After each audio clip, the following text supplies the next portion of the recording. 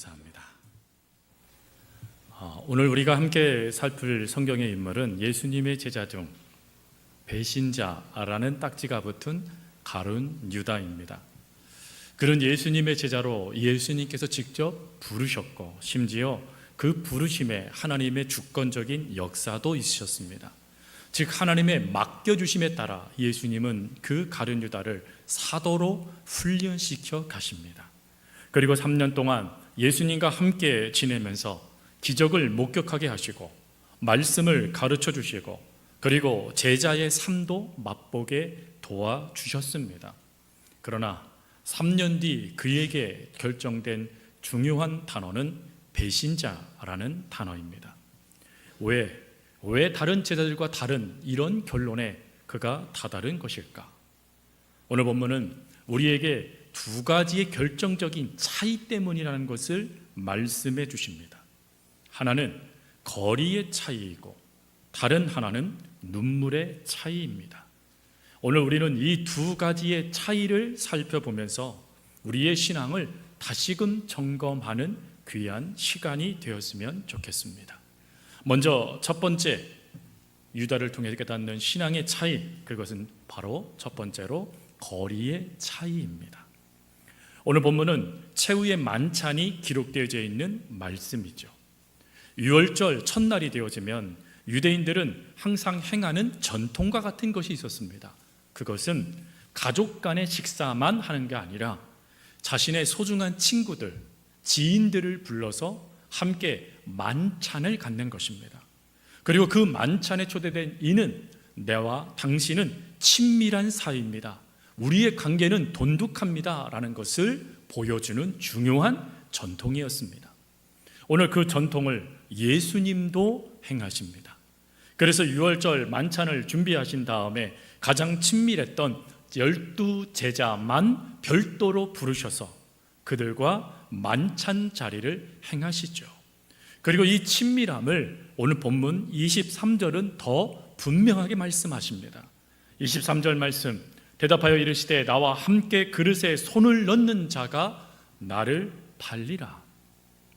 여러분, 여기서 이 친밀함을 나타내는 그 당시의 표현은 한 그릇에 손을 넣다라는 표시입니다. 즉 그 당시에 사람들에게 있어서 한 그릇에 함께 손을 넣는다라는 이것은 나와 당신은 믿을 수 있는 사이입니다. 친밀한 사이입니다. 각별하여 떨어질 수 없는 관계입니다 라는 것을 뜻하는 행위였습니다. 근데 그 행위에 결정적인 문제가 뭐예요? 배신자가 나오더라 라는 것입니다. 근데 이 배신을 말하는 이 분위기, 지금 이 최후의 만찬의 분위기, 그리고 한 그릇에 함께 손을 넣는다라는 이 표현을 통하여 오늘 이 자리에 있는 가룟 유다, 그는 예수님과 친밀한, 가까이 있는 각별한 사이였다라는 것을 알 수 있게 되어져요. 그러나 문제는 뭐죠? 그 각별함, 물리적인 거리는 가까웠는데 안타깝게도 마음의 거리가 멀더라라는 것입니다. 마음의 거리가 멀어지다 보니까 여러분 어찌합니까? 예수님께서 너희 중에 나를 팔 거야 라는 이 말씀이 주어지자마자 11명의 제자들의 반응과 가룟 유다의 반응이 사실은 다릅니다. 먼저 11명의 제자들은 뭐라고 말합니까? 각각 주여 나는 아니지요 라고 말을 해요. 하지만 가룟 유다는 어떻습니까? 그가 이렇게 말합니다. 랍비여 나는 아니지요. 지금 예수님을 향한 호칭이 완전히 달라지죠. 11명의 제자들은 주여 퀴리오스, 예수님은 나의 주인이십니다, 내 삶의 전부이십니다 라는 표현으로 예수님께 저는 아니지요 라고 묻고 있는데 가룟 유다는 예수님을 주인으로 인정하지 않습니다. 단지 뭐로 인정해요? 선생님 정도로만 받아들이더라는 거예요. 3년 동안 그가 예수님 곁에 없었습니까? 말씀을 듣지 않았나요? 기적을 보지 않았나요? 하나님 예수님께서 무리를 걷는 거 그가 경험하지 못했습니까? 아니요. 그 모든 것들을 다 경험했습니다. 그러나 그는 예수님을 주님으로 인정하지 않고 선생님으로만 받아들입니다. 왜 그럴까? 그것은 바로 마음의 거리의 차이 때문이에요. 다른 11명의 제자들은 철저하게 예수님을 주인으로 마음으로 영접을 합니다. 그리고 우리가 잘 알고 있는 대로 베드로와 그리고 지난주에 살폈던 도마를 통하여 예수님을 하나님으로 영접하는 놀라운 고백들도 제자들에게 나타나게 되죠. 하지만 가룟 유다의 마음은 예수님으로 가득 차지 못했고 오히려 다른 것이 그의 주인이 되었습니다. 그 다른 것을 성경은 이렇게 말씀하죠. 요한복음 12장 6절 말씀, 이렇게 말하면 가난한 자들을 생각함이 아니요 그는 도둑이라 돈궤를 막고 거기 넣는 것을 훔쳐 가미로라. 그의 마음이요 뭐에 집중됐대요? 돈에 집중됐다라는 것입니다. 즉 유다의 마음은 자기 배, 나의 이익, 나의 뜻을 이루는 것으로 그 마음이 가득 차 있었다라는 것이에요. 그러다 보니 어찌합니까? 예수님이 들어올 틈이 없어요. 들어올 틈이 없게 되어지니 예수님을 주인으로 믿기는커녕 오히려 예수님을 선생님 정도로 여겨서 내와 뜻이 다르면 가르칠 것이 배울 것이 없으면 언제든지 버릴 수 있는 존재로 여겨버린 것입니다. 우리 주님은 이러한 모습들이 제자들에게 나타날 것을 아셨습니다. 그래서 요한복음 15장 그 포도나무 비유를 하신 거예요. 그 비유에서 4절이 핵심이죠. 4절에 우리 주님은 이렇게 말씀하십니다. 내 안에 거하라 나도 너희 안에 거하리라. 가지가 포도나무에 붙어있지 아니하면 스스로 열매를 맺을 수 없음 같이 너희도 내 안에 있지 아니하면 그러하리라. 여기서 이 거하다라는 이 단어는 물리적인 거리를 뜻하는 단어가 아니라 영적인 마음의 거리를 뜻하는 단어입니다. 즉 그 마음이 예수님 안에 있어야 되고 그 예수님 안에 있는다는 것은 결국 예수님께 생명의 뿌리를 내리고 예수님을 통하여 그 생명을 공급받는 자가 돼야 된다는 것입니다. 이를 다른 표현으로 내가 주인이 아닌 주님이 주인된 삶을 제자들이 살아야 됐다는 것을 말하는 것이죠. 그러나 문제는 이 가룟 유다가 거하지 못합니다. 예수님께 그 마음을 고정시키지 못합니다. 예수님께 그 마음의 뿌리를 내리지 못합니다. 그러다 보니까 예수님 없는 삶을 살아가고 심지어 예수님 곁에 있으면서도 도둑질을 일삼는 죄를 범하게 되는 것입니다. 성도 여러분, 주님 곁에 있다고 우리가 주님을 믿는 것은 또 아닌 것 같습니다. 주님 곁에 있다고 또 우리가 예수님 안에 거하는 것도 아닌 것 같습니다. 거하다라는 이 단어는 수동태예요. 반드시 내가 선택하여 그것을 행해야 된다는 걸 말하는 것입니다. 자동적으로 되어지는 게 아니라는 거예요. 내가 직접 내리겠다라고 뿌리를 내리는 수고를 감당해야 그래야 생명을 얻게 된다는 것입니다. 그런데 가룟 유다는 그렇지 않았어요. 처음부터 그랬을까? 처음부터는 그러지 않았겠지요. 하지만 그의 마음이 변질되어져 예수님과 멀어지게 되니 아예 예수님을 팔아버릴 존재로 여겨버리게 된 것입니다. 여러분, 이런 모습이 구약 성경의 사울왕에게도 나타나죠. 여러분, 사울왕이 처음에 기름 부음을 받게 될 때 하나님은 그의 무엇을 집중하여 보셨냐면 겸손을 집중하여 보셨습니다. 여러분, 이 겸손이라는 이 단어가 단지 낮아짐, 겸손을 의미하는 단어가 아니에요. 이 겸손이라는 단어의 핵심은 그 마음의 중심이 하나님께 집중되다라는 걸 말하는 단어입니다. 즉 하나님이 내 인생의 주인이기에 하나님, 내가 내 뜻대로 살아가지 않고 하나님의 뜻대로 살아가겠습니다 라는 것이 겸손이에요. 그러니 여러분, 사울왕을 봤을 때 하나님이 얼마나 기뻐하셨는지가 이 겸손이라는 단어에 다 담아져 있는 것입니다. 마음이 하나님으로 충만해요. 마음이 하나님 없이는 어떤 것도 하지 않겠대요. 그러니 얼마나 감사합니까? 그런데 사울왕이요, 변질되어져요. 그 마음에서부터 점점점 하나님을 몰아내기 시작합니다. 그리고는 급기야 어떻게 되어지죠? 불순종하게 되어집니다.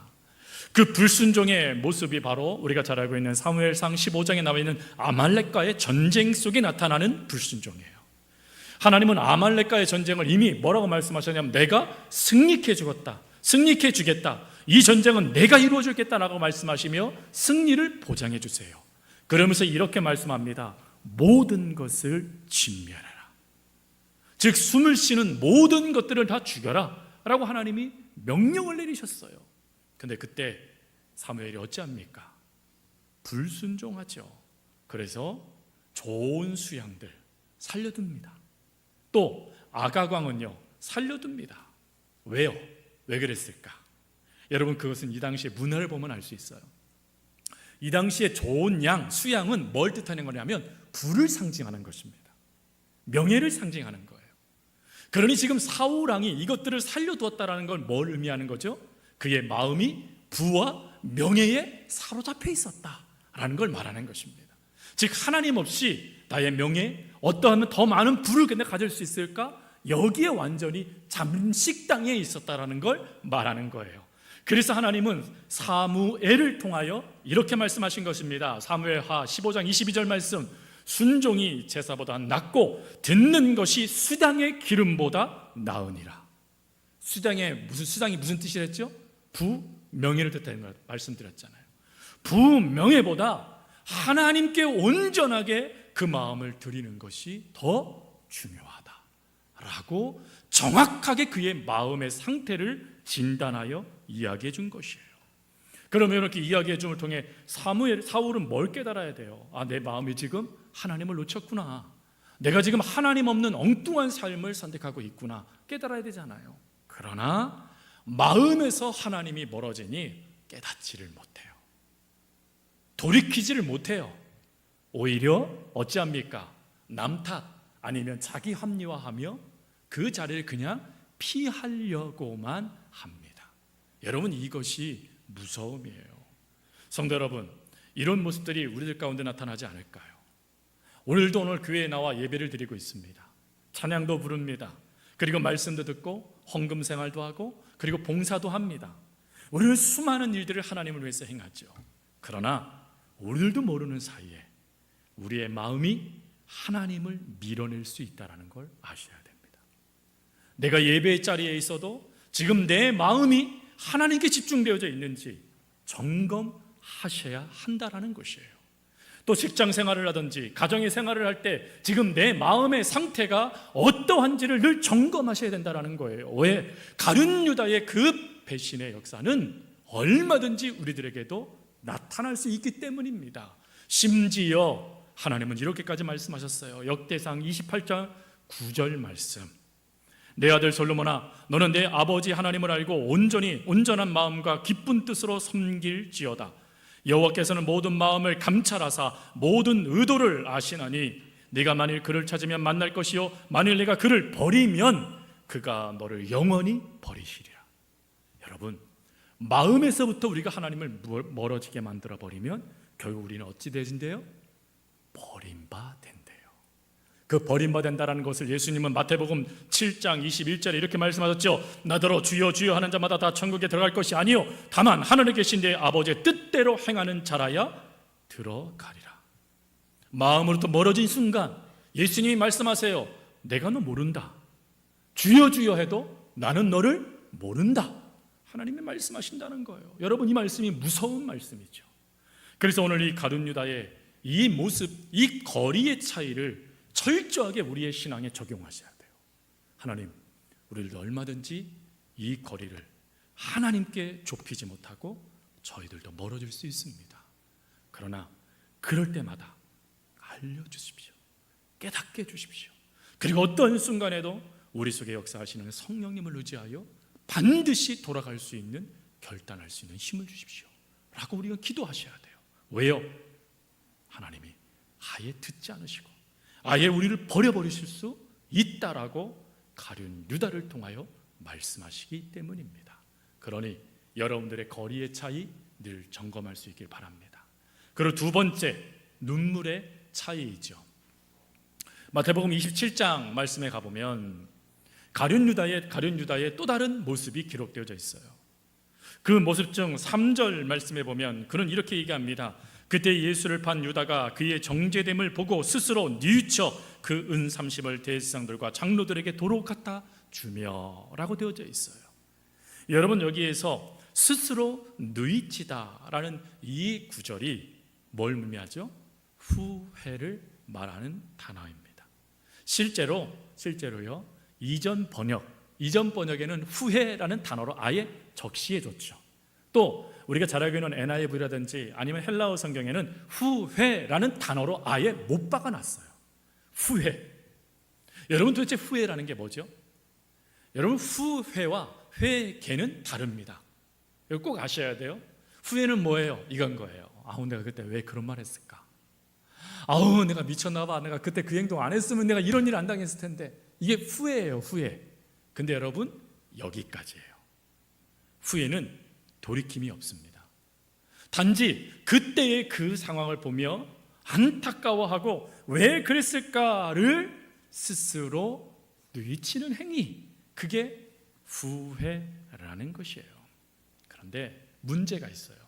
이 후회는 이 감정에까지만 움직이다 보니까 삶을 돌이킬까요? 돌이키지 않을까요? 돌이키지 않습니다. 그대로 내 방향대로 내 뜻대로 움직여버려요. 후회는 하지만 돌이키진 않아요. 이게 후회의 무서운 점이에요. 가룟 유다를 다시 보십시오. 여러분 가룟 유다가 드디어 자신이 무슨 죄를 범했는지 알았어요. 그래서 어찌합니까?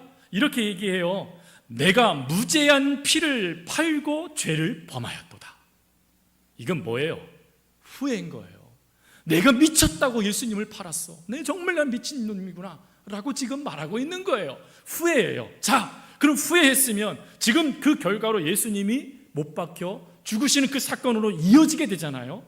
그러면 이 후회의 감정을 누구에게 가져가야 돼요? 이 잘못은 누구에게 지금 한 겁니까? 예수님께 잘못한 것이죠. 그러니 그 감정을 지금 누구에게 쏟아야 돼요? 예수님께 쏟아야 돼요.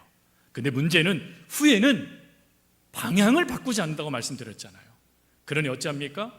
그가 예수님을 팔 때의 그 방향으로 다시 갑니다. 그래서 대제사장들과 장로들에게 은 30을 돌려줘요. 그러나 결과는 뭡니까? 이들은 이렇게 말을 합니다. 그것이 우리에게 무슨 상관이 있느냐? 네가 당해라. 방향을 바꾸지 않았어요. 사람에게 찾아가면 그 문제가 해결될 거라고 생각했어요. 그러나 다가오는 결론은 뭐예요? 네가 죄인이니까 네가 책임져 라는 겁니다. 완전한 죄인이라는 낙인이 찍혀버려요. 그 결과요, 여러분 이 말을 듣고 가룟 유다가 나아가 목매달아 죽습니다. 후회의 방향을 돌리지 아니하니까 그 후회의 방향이 그를 완전히 무너뜨리는 절망이 되고 말았다는 것입니다. 가룟 유다뿐일까요? 사울왕은 어떻습니까? 여러분 조금 전에 사울왕이 하나님으로부터 꾸지람을 받았잖아요. 너 하나님을 놓치고 네 마음에 부와 명예가 가득하구나, 이 말을 들었잖아요. 그러면 그 말을 듣고 하나님께 돌이켜야 되는데 그거 돌이키나요? 아니요. 뭐라고 말을 합니까? 이렇게 얘기합니다. 내가 하나님께 범죄하였으나, 이게 무슨 뜻이죠? 후회. 내가 그때 왜 그랬는지 몰라요. 근데 이렇게 얘기합니다. 그러나 나와 함께하고 있는 이 사람들로 말미암아 제가 그랬습니다. 뭐지요? 내가 왜 그런지에 대한 자기 합리화, 회개가 있나요? 돌이킴이 있습니까? 아니요. 어쩔 수 없었다라는 것입니다. 어쩔 수 없는 결과, 어쩔 수 없는 선택이었다라는 것이에요. 하나님께 회개하지 않아요. 심지어 하나님이 사무엘을 통하여 말씀하십니다. 내가 너를 버리기로 작정하였으니 너는 이미 너의 세대는 끝났다라고 말씀을 하세요. 자, 여기까지 말씀을 들으면 얼마나 낭망되는 말씀이에요. 하나님이 사울을 버리시겠대요. 작정하셨대요. 여러분 이 말씀을 들었다면 즉시 그는 뭘 해야 됩니까? 무릎을 꿇어야죠. 잘못했습니다 하나님, 용서해 주세요 하나님. 여러분 그렇게 돼야 되지 않겠습니까? 근데 아니요, 사울은 회개하지 않아요. 그 결과 어찌 되어집니까? 하나님이 이상으로도 꿈으로도 어떠한 말씀으로도 그에게 말씀하지 아니하시니까 심지어 무당을 찾아가는 죄를 범하고 맙니다. 그 결과 그와 그의 아들들은 한날에 다 죽게 되어지죠. 성도 여러분, 후회, 회개가 아니에요.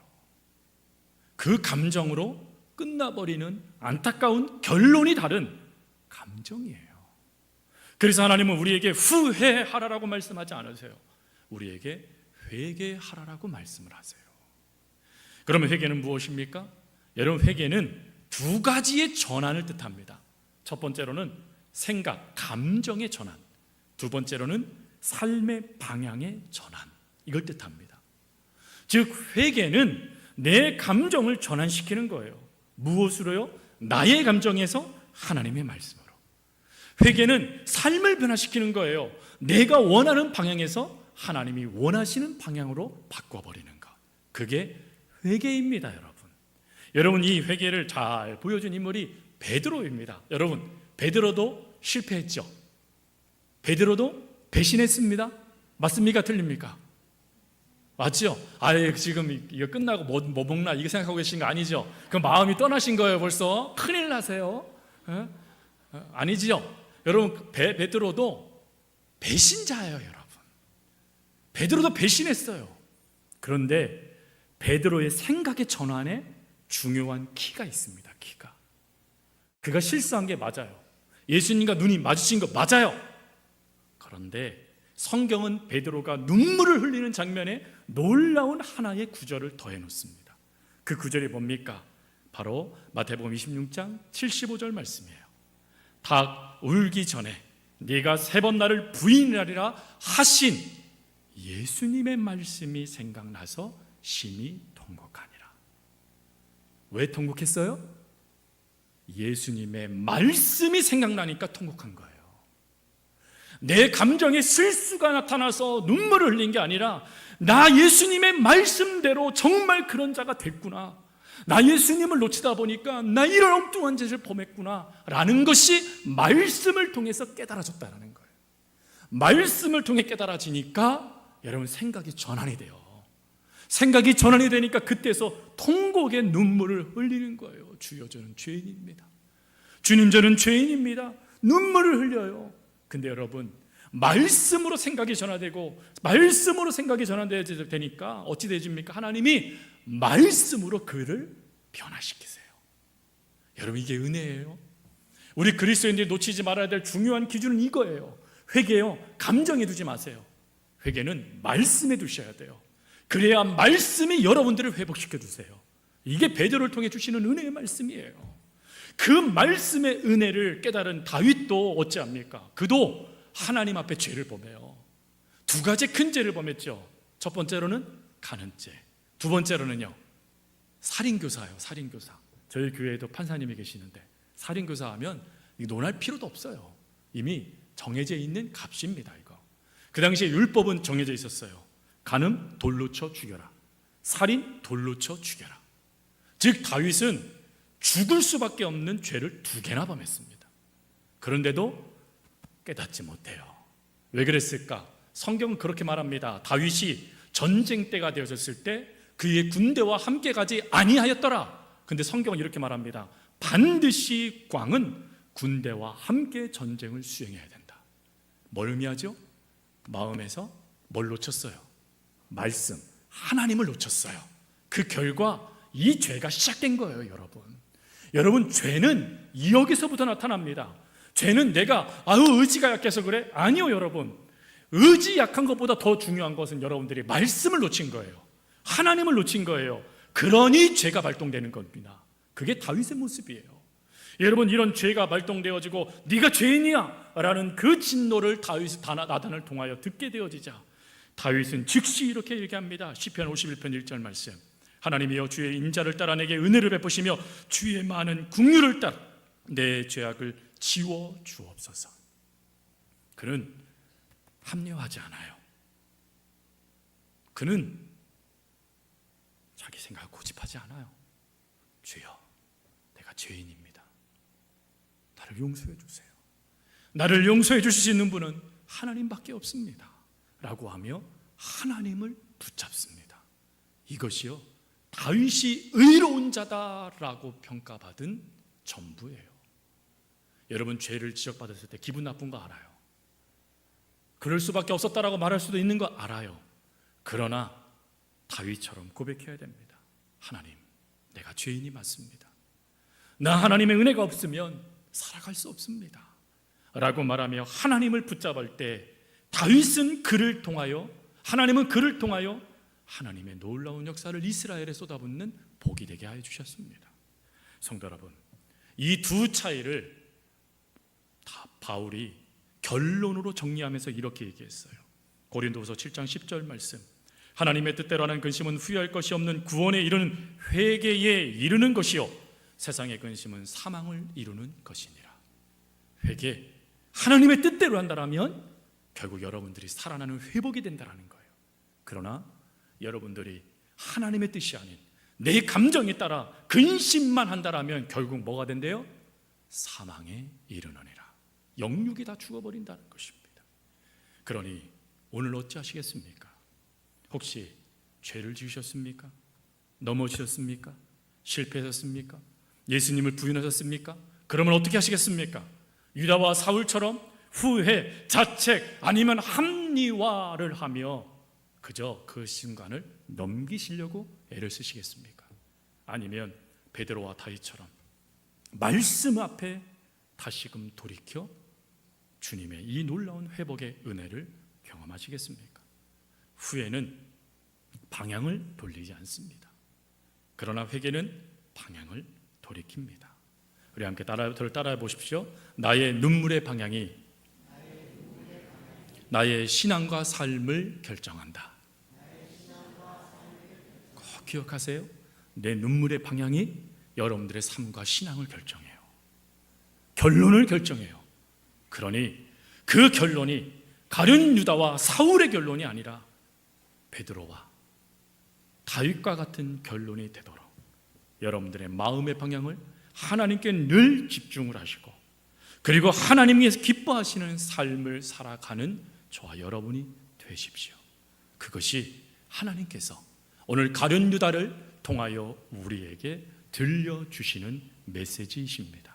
그렇게 살아갈 수 있는, 그래 배신자가 아닌 끝까지 그 사명을 감당하는 사도로 살아가시는 저와 여러분들의 삶이 되어줄 수 있기를 간절히 주님의 이름으로 부탁드립니다. 기도하겠습니다.